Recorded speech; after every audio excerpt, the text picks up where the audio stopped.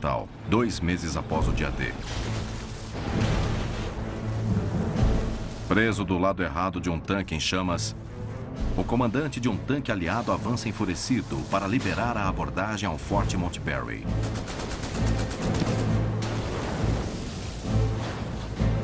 Sem munição e indefeso, ele faz a volta, mas cai numa cratera. E para na soleira de um bunker alemão ocupado por soldados inimigos. Desafia qualquer tipo de explicação racional que 39 homens se rendam a um com uma pistola. Eles colocarão o blefe dele à prova máxima. Em 6 de junho de 1944, as forças aliadas finalmente desembarcam soldados na Normandia para abrir a frente ocidental. Mas fanáticos nazistas obstinados continuam a lutar impiedosamente pela sobrevivência. O dia D foi uma batalha. Os aliados ainda precisam ganhar a guerra.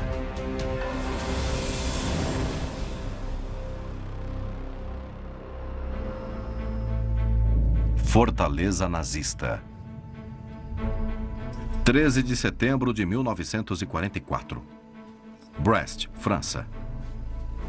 Membros do 121º Batalhão Americano de Engenheiros trabalham para encontrar uma rota para uma área ocupada por forças nazistas desde 1940. O capitão Sidney Smith e seus homens devem abrir 2 caminhos pelo caminho minado para permitir acesso aos tanques aliados ao Forte Montberry, que guarda o porto de Brest. O cerco dos aliados a Brest começou em 7 de agosto. À medida que as forças aliadas vão para o Nordeste, o comandante supremo aliado, general Dwight Eisenhower, considera a captura de Brest a mais alta prioridade. Eles irrompem espetacularmente da praia da Normandia. Estão perseguindo o exército alemão e rapidamente ficando sem suprimentos. A situação do porto se tornou crítica. A meta, capturar o porto de Brest e os bunkers de U-boats dos nazistas. Hitler mandou as tropas alemãs que estavam no porto aguentarem a qualquer preço. Seria até a última bala, o último cartucho, a última vida. Esses caras iam se aguentar até o fim. A captura do porto de alto calado permitiria que homens e materiais fossem descarregados diretamente para alimentar o crescente esforço de guerra aliado. O Forte Montberry é um dos últimos baluartes alemães fora de Brest, mas ele é protegido por campos minados nazistas.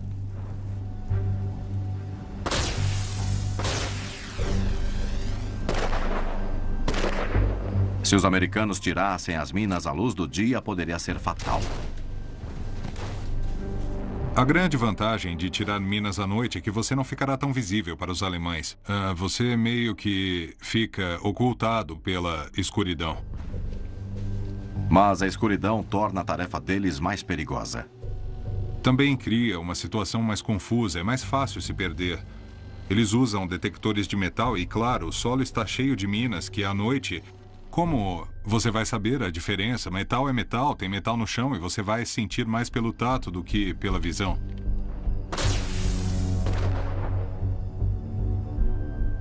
Do lado de fora das muralhas do forte, os homens de Smith rastejam na escuridão. Alguns se espalham pela terra de ninguém para garantir que o trabalho não seja interrompido por patrulhas alemãs.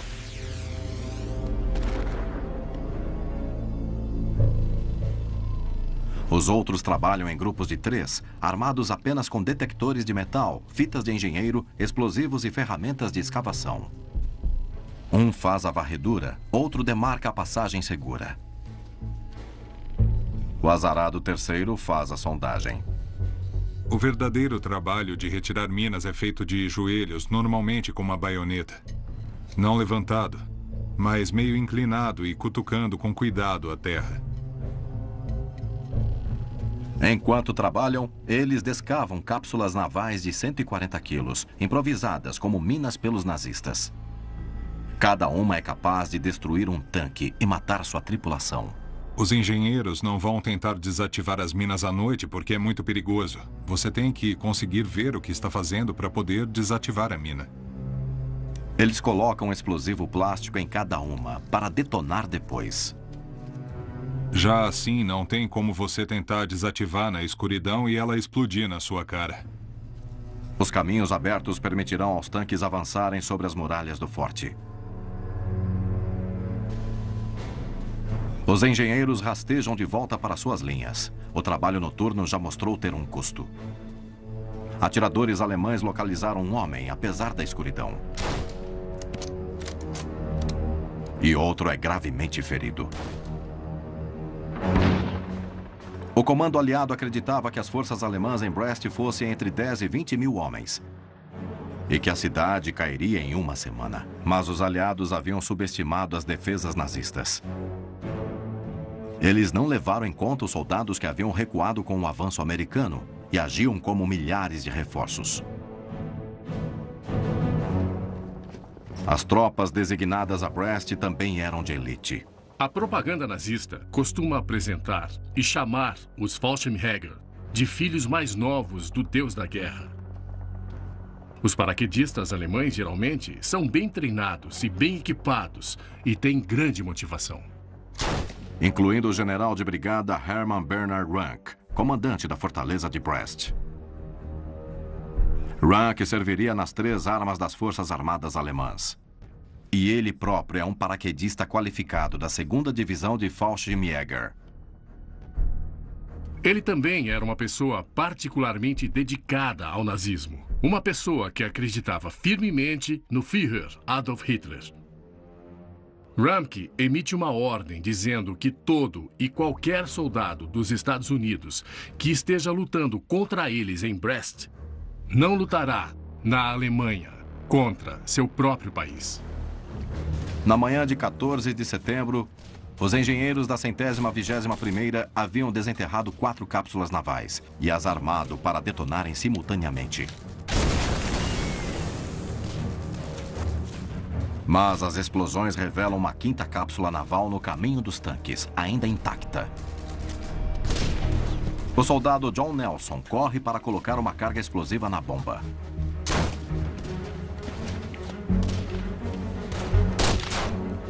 Embora alvo do fogo inimigo, Nelson consegue armar a carga.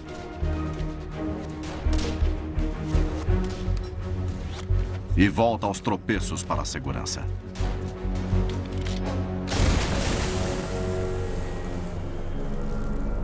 Com a rota livre pelo campo minado, as crateras serão preenchidas para criar 2 caminhos, distantes 45 metros e com 7 metros de largura. O Major Tom Dallas, do 116º Regimento de Infantaria, se prepara para atacar o Forte Montbarry. O Major Tom Dallas era um soldado com um coração guerreiro de soldado. Ele tinha uma ferocidade nele e uma mente voltada à destruição dos alemães. Ele tinha rancor deles por causa dos muitos soldados sob seu comando que haviam sido mortos no dia D. Não será fácil. Um forte francês do século XVIII dá às forças alemãs uma formidável posição defensiva. Fortes paredes de alvenaria são apoiadas por um maciço aterro de 12 metros de espessura. Um fosso com 5 metros de profundidade e 12 de largura cerca o forte. Basicamente, você tem esses fortes que são criados para suportar quase qualquer arma que deveria existir no século XVIII e ainda muito aplicável ao século XX. Além das estruturas existentes, as tropas alemãs escavaram uma vala antitanques e colocaram bunkers e casamatas ocupados por equipes de metralhadoras. É apenas um de uma série de fortes que cercam Brest para proteger seu porto. E mais, os fortes têm vista para cada possível rota de avanço. Os aliados já haviam eliminado o ataque pelo mar. Supostamente, este é o caminho mais fácil. Forte Montbarry é só uma noz que tem que ser aberta. Além dos engenheiros de Sidney Smith, o Major Dallas também comanda a artilharia. Fogo! Juntamente com tanques americanos e ingleses. O Major Dallas ordena uma cortina de fumaça para proteger os soldados americanos em movimento. Depois ele envia a Companhia C do 116º para atacar posições alemãs no flanco direito do forte. Dallas tem que neutralizar as defesas avançadas dos alemães. Se falhar, seu avanço se deterá. 14 de setembro de 1944. Por 2 dias, as forças americanas atacaram o Forte Montgomery, que guarda a cidade portuária de Brest, sem conseguir entrar. Sim, senhor. O Major Tom Dallas manda a Companhia C do 116º Regimento de Infantaria limpar as casamatas e trincheiras no flanco direito do forte. Ele tem que tomar essas posições primeiro, como um primeiro passo para ficar fisicamente perto do forte. Na névoa de fumaça, a paisagem esburacada é perigosa.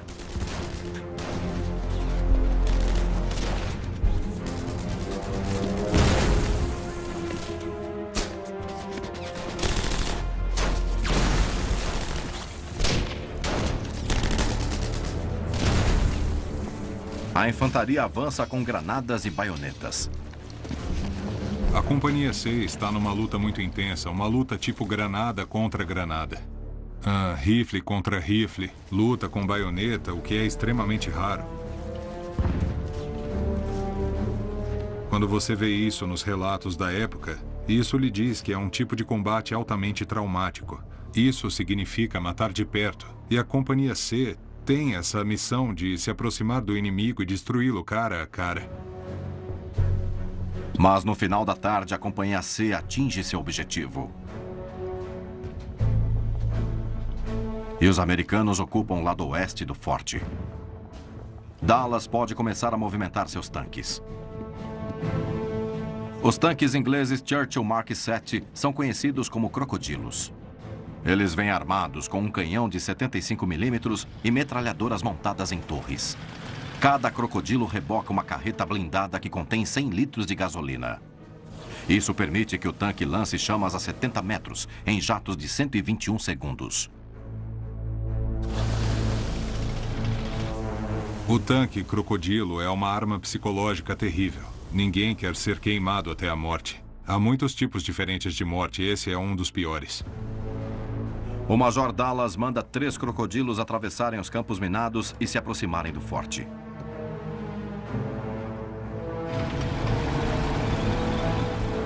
Como os tanques crocodilos são pesados, eles são tanques de umas 40 toneladas. Eles são bem adequados para este terreno irregular com crateras. O tanque da frente está sob o comando do tenente inglês Hubert Anthony Ward.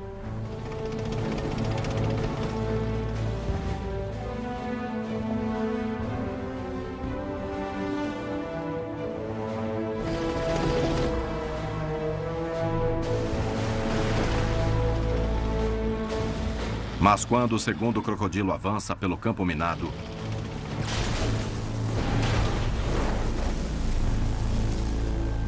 ele detona outra cápsula naval não detectada.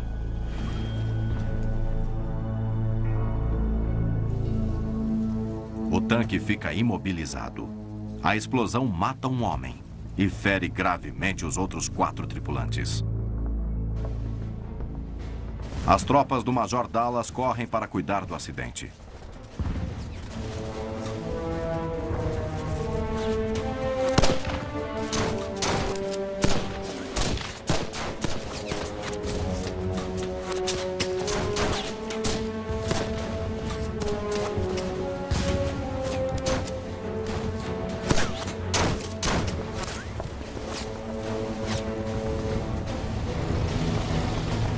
Pior ainda, ele segura os outros tanques.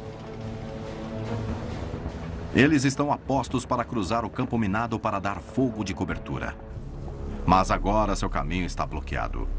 Os outros tanques estão num gargalo. O Ward está ali, basicamente, isolado, sozinho. E os 5 tanques não têm utilidade para ele.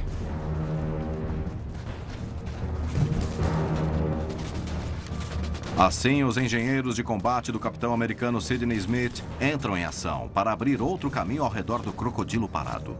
Eles não são apenas homens que constroem coisas, eles são engenheiros de combate. Esses homens têm que manobrar, posicionar cargas, explodir coisas e depois continuar a lutar e, em alguns casos, manter as coisas a qualquer custo. Seus homens agora devem localizar as minas em plena luz do dia, tornando-se alvos fáceis para os atiradores alemães. Este revés é mais uma prova de que as tropas alemãs estão decididas a lutar por cada centímetro de terreno. Agora, com quase 3 semanas de cerco, os americanos ainda não chegaram às muralhas da cidade de Brest. O ministro da propaganda nazista, Joseph Goebbels, queria uma grande história da defesa de Brest. Ele retrata os Fallschirmjäger alemães e o general Ranke como heróis combatendo os americanos contra todas as expectativas. Dessa forma, Brest é vista como o auge do combate nas fortalezas no Ocidente.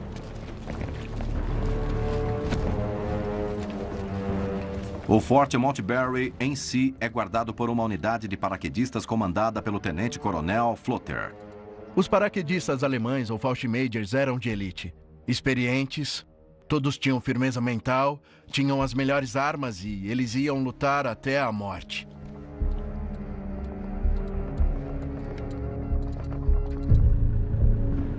Perto das muralhas do forte, o tanque Crocodilo de Ward é um alvo fácil, sozinho no campo de batalha.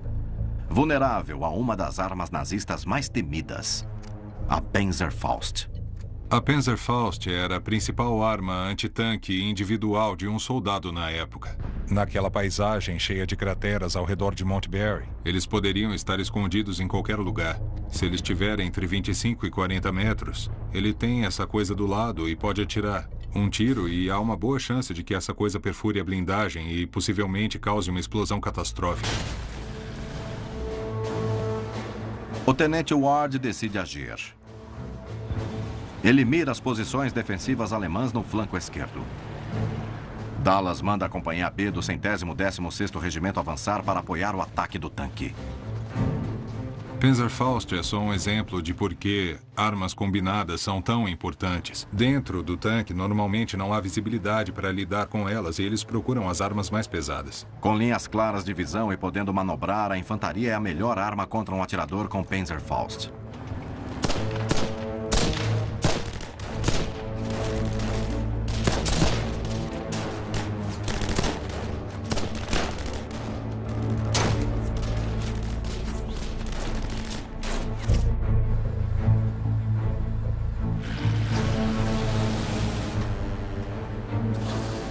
Com jatos de chamas, Ward começa a expulsar os alemães das casamatas laterais.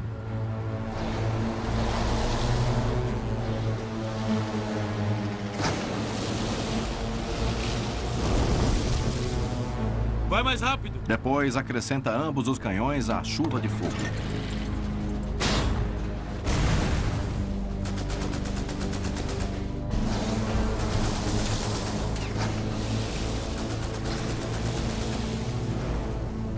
As chamas dão conta de boa parte do serviço. Os defensores se rendem rapidamente.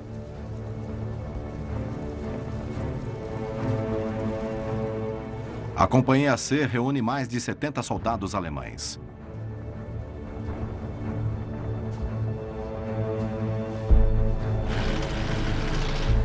Ward pressiona adiante com canhões e chamas.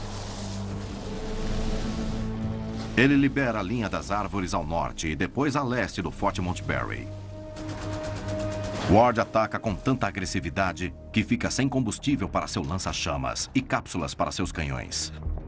Ele também se afasta de seu apoio. É só o Ward e sua tripulação. Ele não tem homens da infantaria com ele, é só um tanque solitário. Basicamente atrás do forte, dentro do território inimigo. Agora, sem defesa, Ward se vira para sua linha. Ele navega pela área cheia de crateras de bombas ao redor do forte.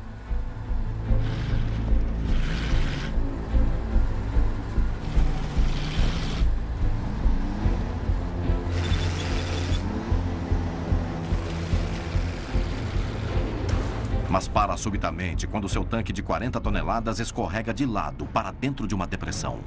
A hora não poderia ser pior. O tanque acaba parando de frente para um grupo de soldados alemães.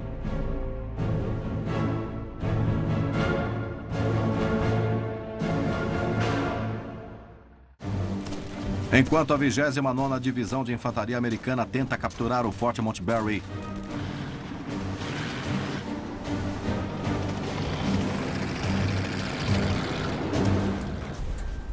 o tanque crocodilo inglês do tenente Tony Ward bate num bunker com 39 soldados alemães. Ward estava vagando por lá, atirando com todas as armas e com certeza causa efeito. Ele demonstrou a personalidade exata que você quer em alguém que tem esse tipo de arma, esse tipo de tanque, nesse tipo de situação. Ele fez justamente o que deveria fazer. Inicialmente surpresos, os alemães podiam estar prontos para se renderem, mas rapidamente eles percebem que o tanque está indefeso. O ângulo inclinado do tanque faz os vapores da gasolina encherem seu interior.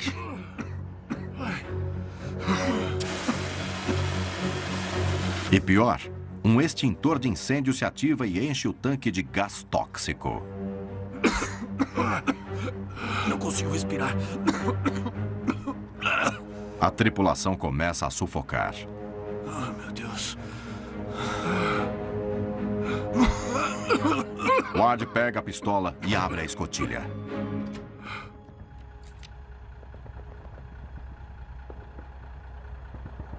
O tenente Ward não pretende se render. Ele inicia um blefe ousado e diz aos alemães: Hand hoch, ou mãos ao alto. Nada convencidos de sua pistola, os alemães não se mexem. Os alemães olham para ele e medem a situação. Pensam em se render, mas pensam, espera um pouco, esses caras parecem meio zonzos. Esse aí só tem uma pistola. Um dos homens passa para Ward uma metralhadora Bren.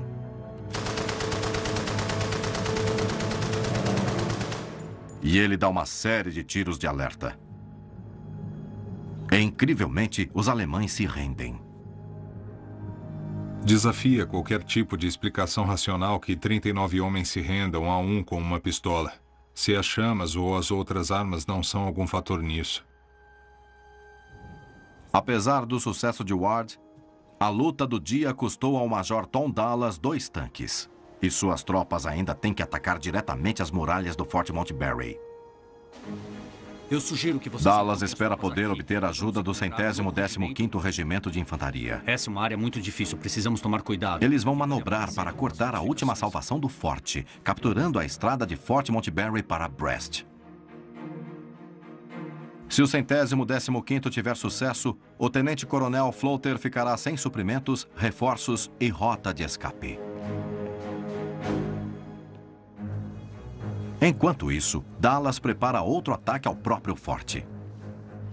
Para tanto, ele deve usar os tanques crocodilos para ter total vantagem tática e psicológica. Dallas ainda acha que vai precisar dos tanques. Os engenheiros têm que garantir que criarão uma superfície suave. O capitão Sidney Smith e seus engenheiros do 121º se aventuram de volta no campo de batalha para encher o fosso e nivelar a aproximação ao Forte Montgomery.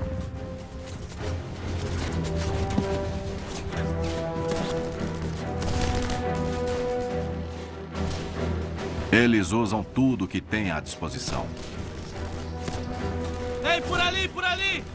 De escavadeiras a explosivos. De pás a picaretas para cumprir a tarefa. O capitão Smith é o cérebro desta operação. Se fosse um serviço civil em tempos de paz, ele seria o arquiteto, ele seria o capataz, o supervisor, tudo em um só. Tem um caminho livre por aqui!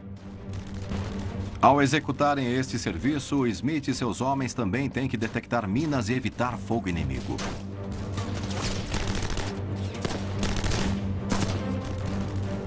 O próprio Smith direciona o trabalho de um operador de escavadeira. Bom, aí ele está deitado no chão, com alguma proteção, mas certamente em perigo. Eu penso que o capitão Smith é um importante jogador e personagem neste avanço para Fort Montgomery. Sem ele, não sei se a coisa seria como foi. Atiradores americanos dão cobertura durante a operação.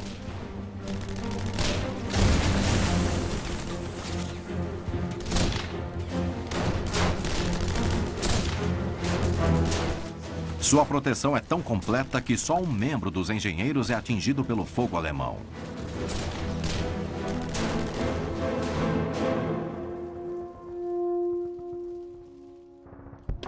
Em 16 de setembro, o Major Dallas lança mais um ataque ao Forte Montberry.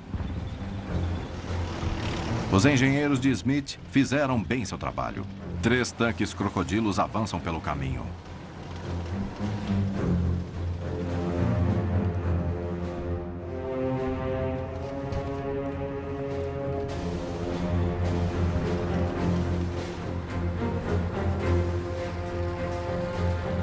E abrem fogo a queima-roupa.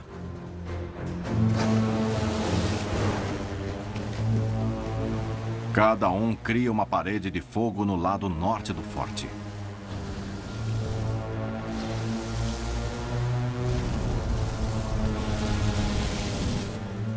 Mas com as carretas de combustível vazias, as chamas se apagam.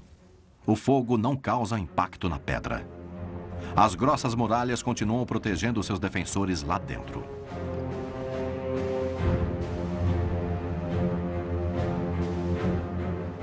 Dallas precisará de outro plano para mandar as chamas diretamente no Forte Montberry. Setembro de 1944. As forças americanas continuam o cerco para libertar a cidade portuária francesa de Brest. 3 tanques crocodilos lançadores de chamas não conseguem passar pelas muralhas do Forte Montberry. O major americano Tom Dallas tende a encontrar uma maneira de mandar chamas diretamente no forte, para forçar os nazistas lá dentro a se renderem. Ele percebe que o modo mais fácil talvez seja pelo portão principal. Dallas manda um destruidor de tanques M10 disparar 50 balas na entrada.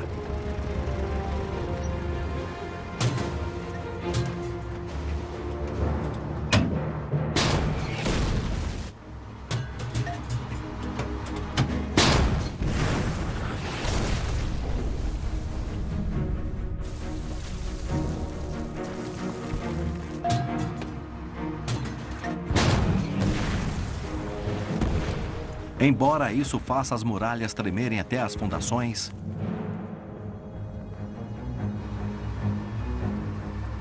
o portão resiste. Outros 6 tanques crocodilos esgotam seu combustível, mandando fogo nas muralhas nos lados norte e leste do forte. Apesar de fazerem os alemães recuarem das muralhas,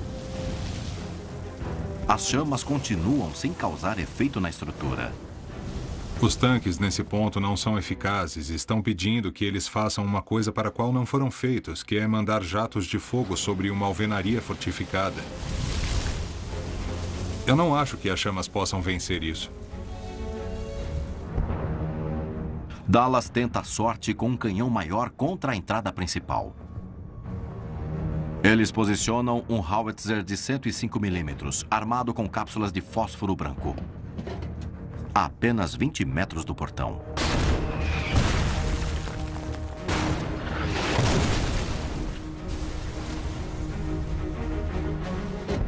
Embora o fósforo branco fosse usado para cortinas de fumaça, Dallas agora o usa como incendiário para pôr fogo no forte. Eles atiram 150 cápsulas. As cápsulas são muito pequenas, as cargas explosivas não são fortes o bastante, você não tem o fator de penetração necessário. Elas vão apenas bater nas paredes. Então as cápsulas não são nada eficazes. A barragem arrasa o interior do forte, mas o tenente-coronel Floater e seus paraquedistas continuam entrincheirados. Embora as armas nem sempre sejam eficientes para fazer exatamente o que o Dallas esperava, eu acho que isso contribuiu para baixar o moral das tropas alemãs. Enquanto isso, Smith e seus homens localizam uma passagem que dá num túnel do lado de fora do fosso. Os engenheiros determinam que, se o portão principal não pode ser vencido, eles talvez possam usar a passagem para derrubar as paredes e capturar o forte. Quando os americanos acham a passagem, isso cria uma opção nova para o Dallas, além de só ficar ali atacando o portão.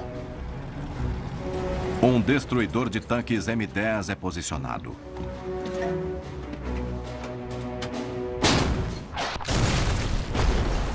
O impacto abre um buraco no alto da parede de alvenaria da passagem, do tamanho suficiente para um homem rastejar por ele. Antes que alguém possa entrar, 3 soldados alemães feridos saem carregando uma bandeira branca. Por meio de um tradutor, eles explicam que o bombardeio constante e as chamas estavam pesando sobre os defensores lá dentro. Dizem que o bombardeio constante os deixava loucos. Então, eles estão totalmente abalados, entende? O fogo da artilharia, o bombardeio aéreo, tinham impactado demais a mente deles. De posse desta informação, o Major Dallas decide oferecer ao Tenente-Coronel Floater uma chance de rendição.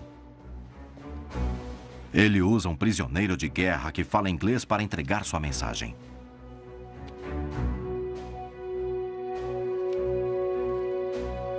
Dallas exige a rendição de Floater, dizendo: se você não se render, vai ter coisa bem pior.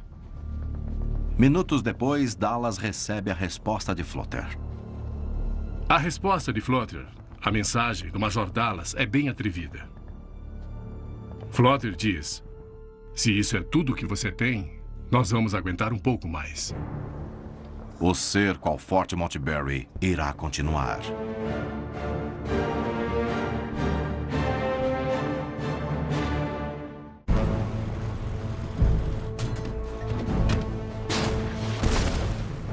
A 29ª Divisão de Infantaria ataca o bastião alemão de Fort Montberry há 5 dias consecutivos. Apesar das paredes de chamas e incontáveis balas disparadas, o obstinado tenente alemão recusa a oportunidade de se render. Isso é uma provocação aos americanos e o Dallas não é o tipo de homem com quem se deve mexer. O Major Dallas se decide por uma nova abordagem. Ele pede 5 toneladas de dinamite. Tanto explosivo não está disponível, mas Dallas espera que 2 toneladas derrubem a muralha, como num sítio medieval a um castelo. Dallas também tem escadas preparadas para escalar a muralha, caso os efeitos do TNT sejam inadequados. Mas conseguir colocar centenas de quilos de dinamite no lugar será uma dificuldade. Novamente, Dallas convoca os engenheiros da Companhia B do regimento, liderados pelo capitão Sidney Smith. Com os tanques crocodilos e a infantaria dando fogo de cobertura, os homens de Smith avançam para o fosso e descarregam os caixotes de dinamite. Deve ter sido muito estressante e tenso porque você não sabe necessariamente o que vai acontecer de um minuto para o outro. Pelo que você sabe, os alemães podem estar reunindo sua gente. Por isso, antes de começar a trabalhar dentro, eles precisam dar segurança ao local. Os homens de Smith entram na passagem. Atirando com suas armas e lançando granadas de mão. Vendo que está liberada,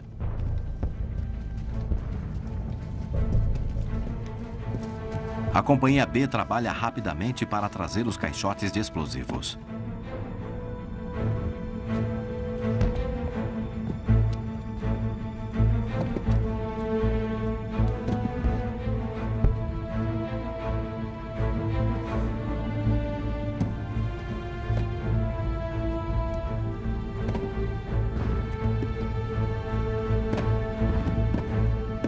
Quando o último homem sai, Smith o manda de volta para uma varredura final.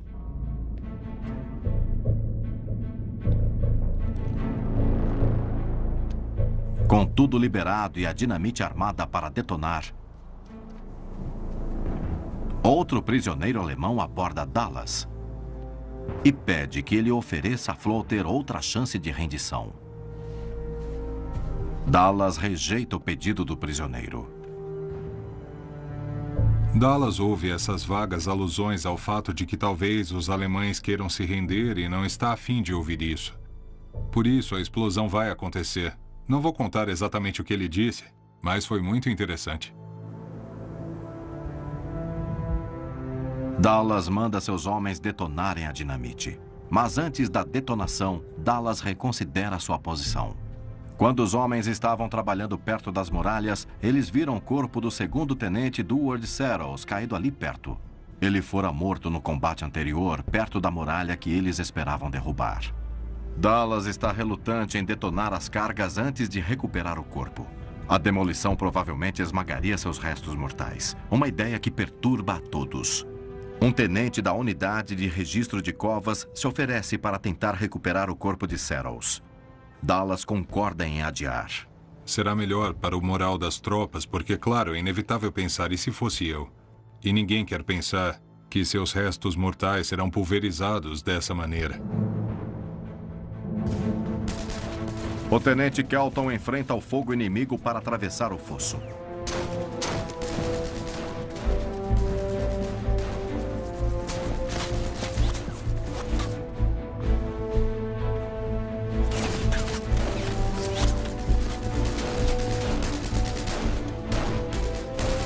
Ele recupera o corpo.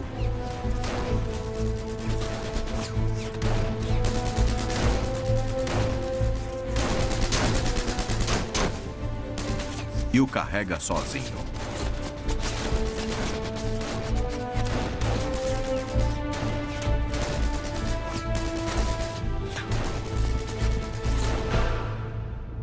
Às 17 horas de 16 de setembro, Dallas finalmente dá a ordem para detonar a dinamite.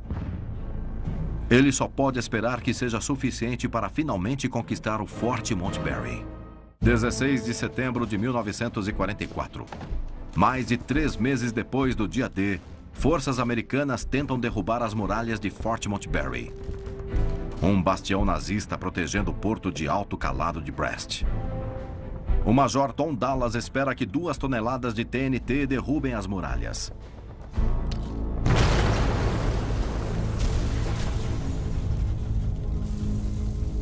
A explosão tem sucesso e causa o colapso do setor central da muralha norte do forte.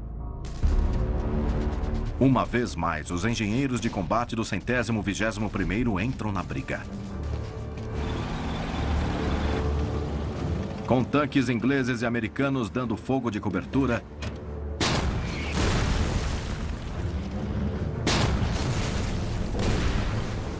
a Companhia B do capitão Sidney Smith entra pela abertura na muralha. Vamos sair! E sobe nos escombros. É uma tempestade de artilharia e fogo de metralhadora.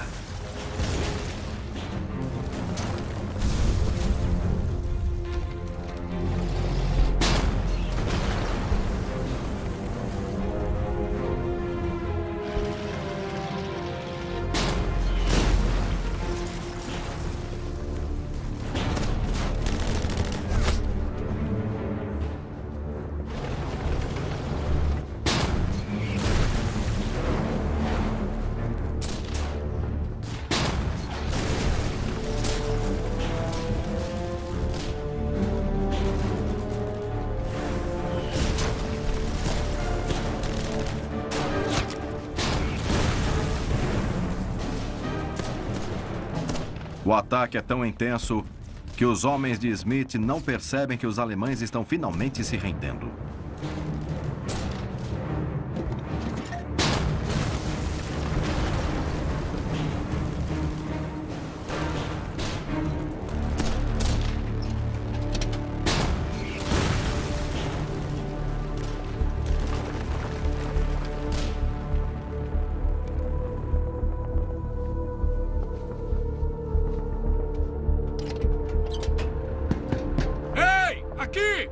Quando se dão conta, eles batem na carroceria dos tanques para que parem. É um momento caótico. Os soldados da 29ª Divisão têm que pegar a coronha dos rifles e bater nos tanques para chamar a atenção dos tripulantes, para poder dizer que parem de atirar. E não é só uma questão de humanidade com os alemães, mas também o fato de que agora há soldados americanos dentro do forte e que podem estar em perigo por conta do fogo.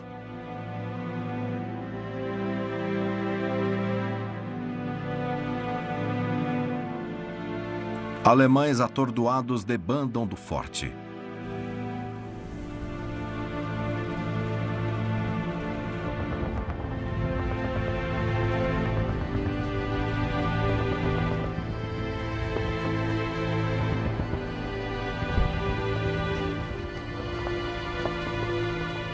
Quando a 29ª Divisão começa a reunir os prisioneiros alemães na superfície, os homens de Smith percebem que pode haver alguns resistindo nos túneis sob o forte.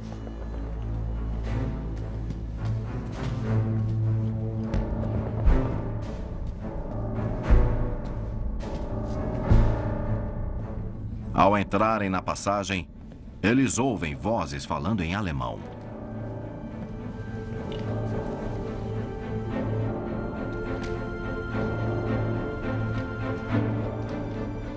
Os engenheiros disparam suas metralhadoras no túnel para anunciar sua presença. 2 homens se entregam.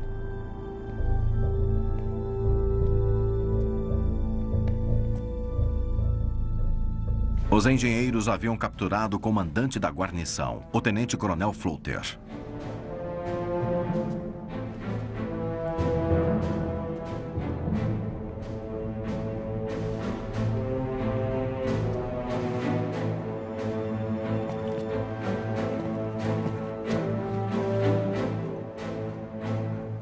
Flother é entregue ao Major Tom Dallas e exige ser tratado como oficial.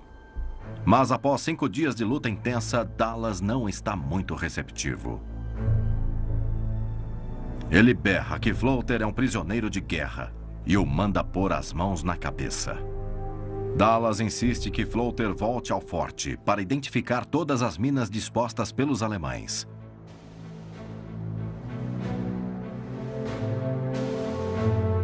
Com o Forte Montbarry finalmente nas mãos dos aliados, a 29ª Divisão está pronta para o ataque final à cidade.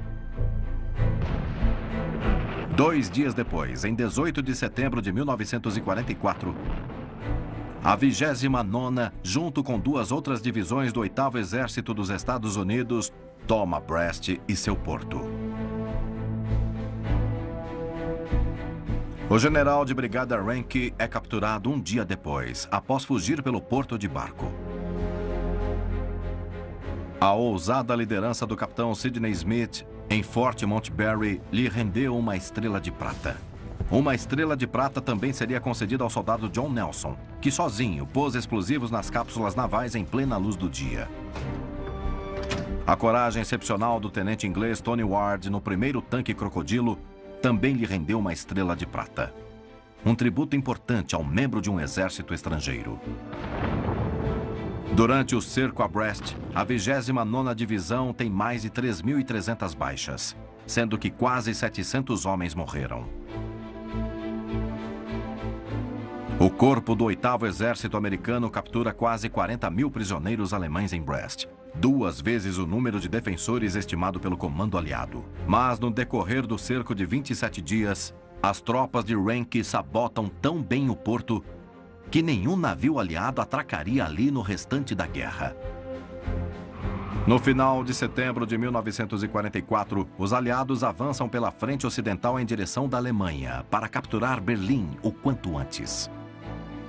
Mas nas semanas seguintes, a resistência nazista iria endurecer e a guerra na Europa continuaria por mais 8 meses.